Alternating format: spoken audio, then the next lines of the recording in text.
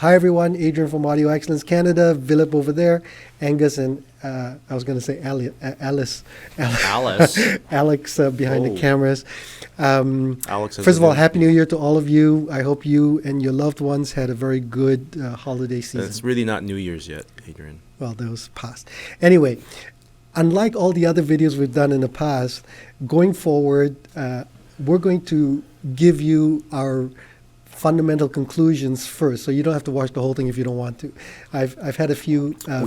Yes, I've had feedback from some people that I trust and respect, and I thought, okay, well, let's just do that. And in fact, this is a tribute to Tom Nash. For any of you that follow financial news on YouTube, a gentleman called Tom Nash on his YouTube channel, he does the same thing. So you know who else does that? Well, hang on, let me finish this. So. We're going to give you all the information right at the beginning. So after that, you can just go. We'd appreciate it if you can just leave the video playing. Whether or not you watch it doesn't matter, because it helps our algorithm and give us a thumbs up and so on and so forth. So first video we're going to do is on the Cayin CS-150A tube integrated amplifier. Again, I'll give you all the details later, but basically, Vilip, did you like it? 2 thumbs up. I loved it. Very, very good amplifier. I really loved it, and there's a funny story behind it. No. Synopsis only first. Okay. Well, I gave the synopsis. Okay, good. It's 2 thumbs up. Cons. What didn't you like about it? It's not as good as those 170. The 170. So there's there's a more expensive unit called the 170, which we have in the store. Oh, the Soul. Okay. The Soul 170i. Okay. And what else? Again, this is the Reader's Digest version for the first 5 minutes. It's expensive for a Chinese amp, which should not be a surprise anymore, but it is. It's like 7,000 Canadian dollars. $6,800. It's something like that. Yeah. Any other cons? It doesn't have a DAC. I mean, I'm grappling at you're struggling. Yeah. Yeah. You're grasping for straws. And who is it for? Who should consider it? Anybody looking for a complete one-box solution integrated tube amp. It's really beautiful sounding, and they just don't want to fuss anymore. It's that good. My cons: I wish it was under 5,000, like Vilip said, because of my cheapskate personality. And who is it for? Anyone who's been curious about tubes, but they don't want to give up on solid-state punch, power, and reliability. Well, this is it. Okay, so. You can all now go if you want to. I hope you'll stay. Go get a sandwich. Okay? I hope you'll stay. All right, so now let's go into the deep dive. So the Cayin CS-150A tube integrated amplifier, I guess it represents your top in the regular series, right? So what's different about it really is the fact that it has KT-150s as the power tube. And that's a Russian-made tube by Sovtek. No, this one, it says Tungsol. Oh, Tungsol? Yeah. Well, that's still... It's not a Chinese brand, right? But so the CS-150 is at the top of the range, right? Along with the 805s and the 845s. So there's 4. There's the 805, 845, both of which are single-ended and use a radio transmission tube or TV transmission tube, something like that. They're quite bright. They have tubes that really glow brightly, and then there's the Soul 170 and the KT. Well, that's a whole new series. CS-150. The Soul is going to be a whole new series. Yeah. Oh yeah, it's got different cosmetics. Yeah, it's a whole new series. But they use essentially a variant of the KT-88 or 6550, but to the max, right? So there's new variants coming out where they push the tube and a little bit harder to get a little bit more output. Okay, so in other words, the CS-150 is in fact at the top of this regular range. Price is $6,800 US. I'm not sure what it. Canadian. I'm not sure what it is in the US. Wow. It's rated at 100 watts per channel, ultra linear, 55 watts per channel in triode. 4 ohm or 8 ohm taps, 4 Tungsol KT-150 output tubes. I love the KT-150 look. But it looks like a beautiful tube. It's got this kind of rounded. It looks like a rocket. You know that building in London that yes. It looks like an egg. Yes. This is what it looks like. Yeah. 4 Tungsol 6 SN7 voltage amp and driver stage tubes, and 1 RCA 22 DE4 power rectifier. It's got 1 balanced inputs, 2 RCA inputs. It has a preamp in, so you can actually use it as a power amplifier. Bias selector. You can go high bias or regular bias. low feedback switch, or I guess it's got two feedback switches, two position feedback switch. Well, there's a higher setting for the overall negative feedback, and there's a lower setting. So Right. there's always going to be some, but you can choose the amount that you want. It's got a beautiful metal remote. 34 kilograms or 76 pounds. By the way, the guys are going to overlay all this text so you can see it and freeze the picture if you want to know the specifications. 16.6 inches wide, 19.3 inches deep, 8.7 inches high, or 420 millimeters wide, 489 millimeters deep, and 219 millimeters high. Okay, so those are the technical specifications. Now let's go into detail about... Well, so what do they mean by the low bias, high bias? What is I don't that doing exactly? It's the negative feedback, I guess. Oh, no, it's the bias on the tube.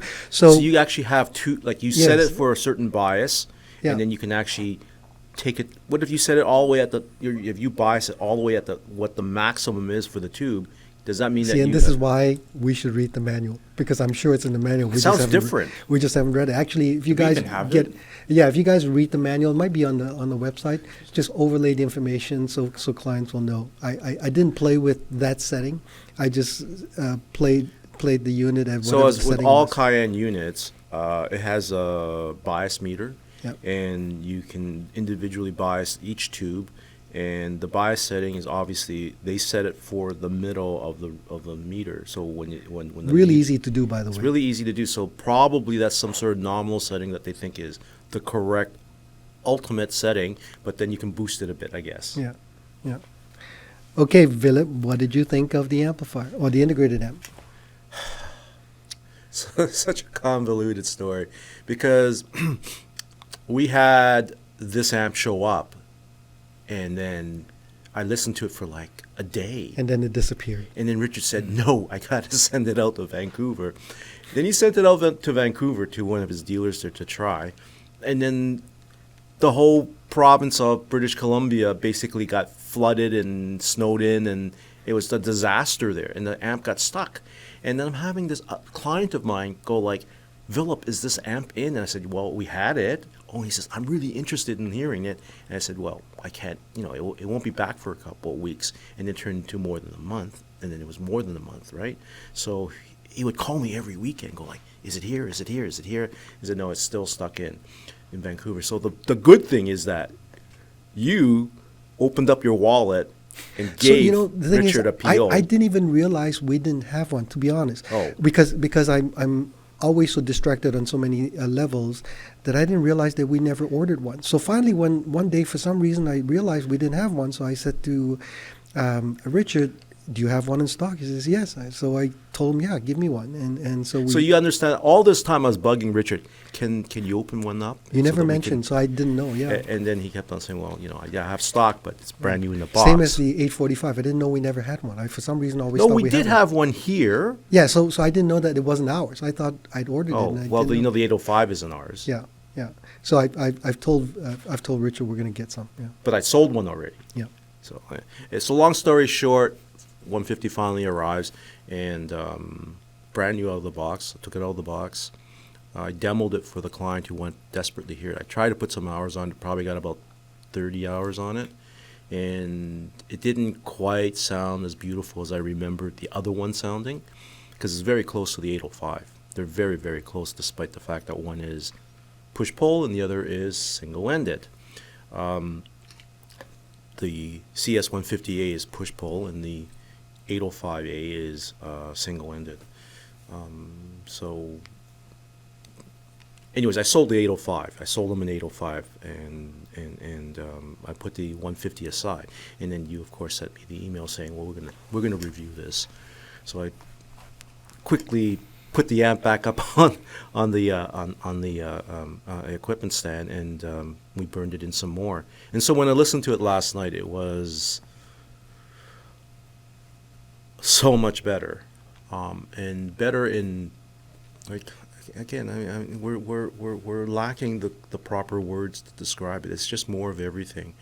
And I just sat there mesmerized again listening to beautiful, tube output from this thing in trial.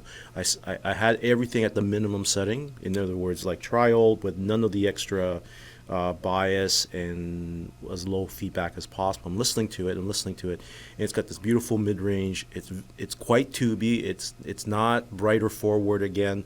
It just has a mellifluous kind of output. It's entirely engaging in a really beautiful, slightly romantic way. It has a little bit of a rose tint to it, in a really, really nice way, especially when it's in trial. So bottom end is a little bit loose, but the mid-range is just glorious and beautiful and extended highs. And had more than enough control for the most part, even in trial. And of course, now the issue with this amp is that it's got so many different settings. I cranked everything up and I listened to it all in ultralinear with high bias and more negative feedback. It's like another amp.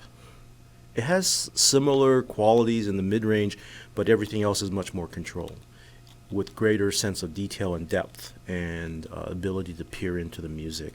So if you're listening to complicated stuff, and especially I would guess symphonic music, anything with a lot of dynamics and drive, like hard rock music or something like that, those settings would actually do it really well, and that's what I did. So I went through my tracks again, and everything that was complicated sounded better, which I didn't expect. I thought it would be just different and a little bit less musical. It was as musical, but I could hear everything that was going on.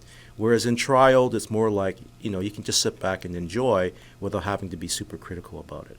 In ultralinear, you could be more critical. You could actually listen into the music a lot better, and it almost seemed like a different amplifier. So to properly review this amp, I had to actually listen to everything twice, and that wasn't even the entire gamut of what the amp could do. But certainly it was this one extreme to this other extreme, and they were both really excellent, just different. So you could theoretically, when you're listening to music, depending on how you feel with this amp, you can make the adjustment.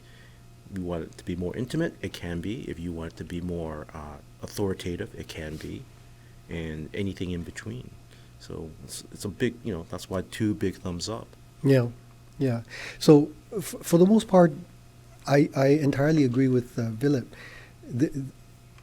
When we first picked up Cayin, to be truthful, I did it because it was the only range of affordable tube products that we'd come across that I happened to like. Everything else that I tried were either more expensive and I didn't feel that they justified the cost, or I was concerned about the build quality and so on. So when Cayin became available and we listened to it, I thought, wow, for $2,000, $2,400, whatever it was for the entry-level piece, this is really good.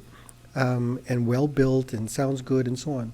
So, and every time another model becomes available to us and we listen to it again, it just steps it up another notch.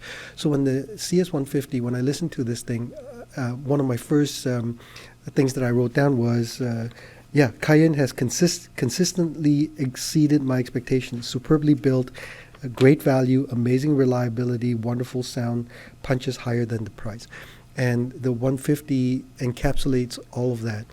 As Vilip says, in triode, it gives you one character of sound. In pentode, ultralinear. Sorry, it's pentode, but it's it just becomes more dynamic, more powerful, more transparent, faster. All of the things that music lovers and audiophiles would generally look for. Without giving up any sense of ease or naturalness. It's just more. But I certainly, overall, for the music that I play mostly, I do prefer the more relaxed presentation of the triode. But it's really cool to be able to do both.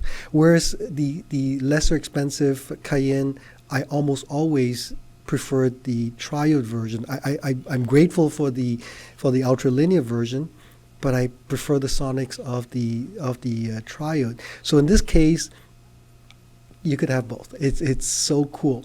and I started off. So I started off. I guess a few days ago, I happened to be changing channels, and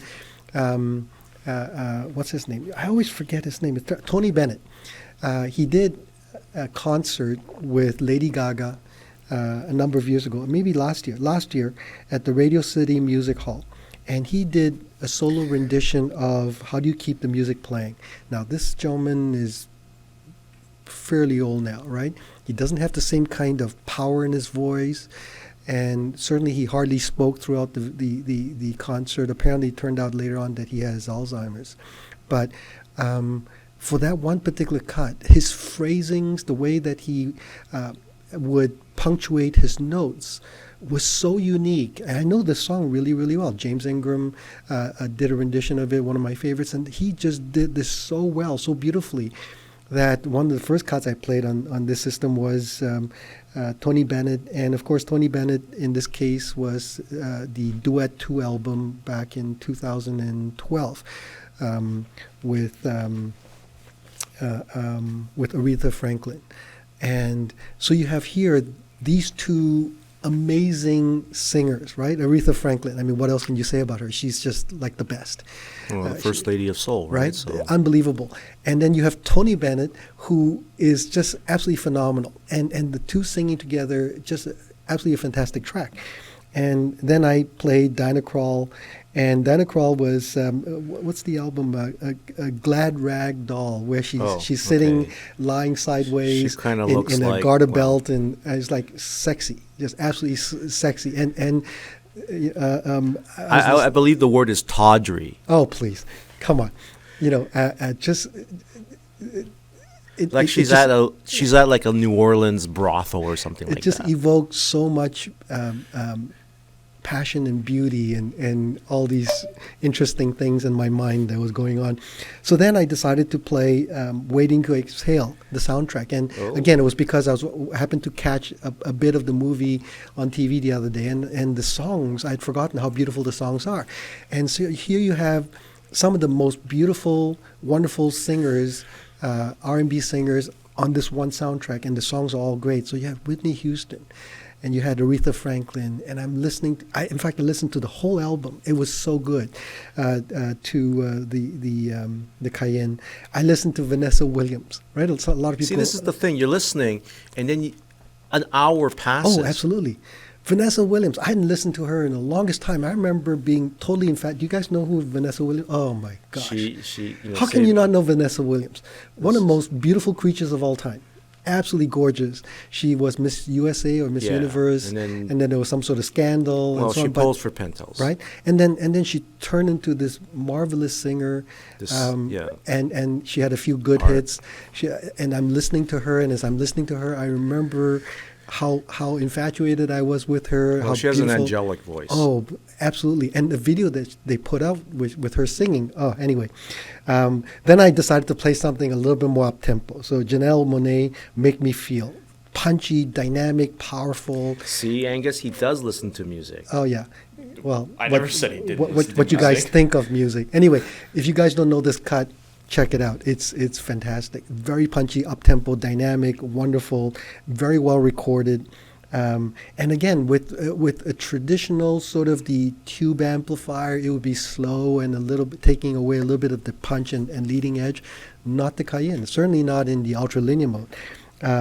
Another really great artist, John Batiste, Jon. Oh yeah, Chopinesque.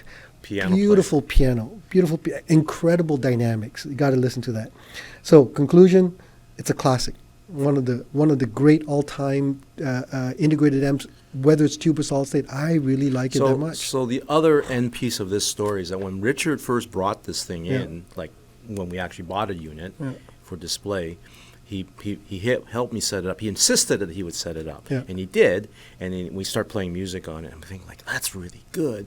And then I looked at the settings, and he had everything at max, and ultra linear with high bias, with more negative feedback. And I thought it was playing in trial, and because it was had that kind of purity, right, and that kind of intimacy still, even in ultra linear setting, which I normally don't expect. So I was really, really impressed. Yeah. So already there was some bias personal bias already when I went into the review.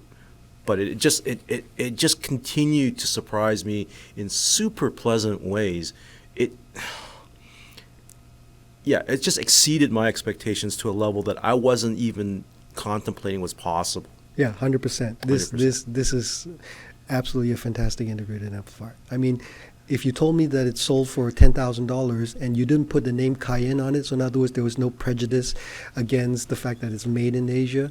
If you said this was made in Europe or made in U.S. and it's $10,000, I would tell you it's cheap. It's that good. And the fact that it is 6,800 Canadian and made in Asia, all the better. Because I can't think of any Cayin that we've ever sold, right? That's ever had an issue. None. Tube issues or anything. Operational issues, nothing. It's always been totally reliable. Can't say that about a lot of other brands, whether it's made in U.S., Canada, or Asia. This thing, the company makes fantastic products. I will end this review with one observation. I know for some people out there, this can be an issue. And one of the really nice things about the Cayin is that all the lights, the LEDs and whatever indicator lights, none of them are too bright. Yeah. So I like to listen in the dark, and previous units of other manufacturers, they have LEDs that are like beaming. They actually put a spotlight on you. You have to hide them. You have to cover them somehow. The Cayin you didn't need to do any of that. So they've given a lot of attention to the experience of using their product. They understand that people will probably have dimmed lights or something like that. And in the dark, it's not too bright, and it's still bright enough that in the daytime or when you have lights on, you can still see everything that's going on. So all the little LEDs are just at the right level. I've talked to designers in the past about, why is it so bright? And they say, well, it's really hard to find the correct LEDs. This is at the minimum level, and it's still like a spotlight on you. And this they definitely got right, and that is not a small feat. All right, so final conclusions. We both really, really like it. As a matter of fact, love it, at least for me anyway. And totally a surprise. I certainly expected that it would be good. I didn't expect it to be this good. I really like it. All right, so we got to sign off because we've got another video to do. Yeah. Again, if you like it, please thumbs up. Like the video, subscribe, turn on notification. Comments below. If you don't know Cayin, check it out. If you know the Cayin, let us know what your thoughts are. And we'll see you again next time. Adrian from Audio Excellence, Vilip, Angus, and Alice. Take care. Bye-bye.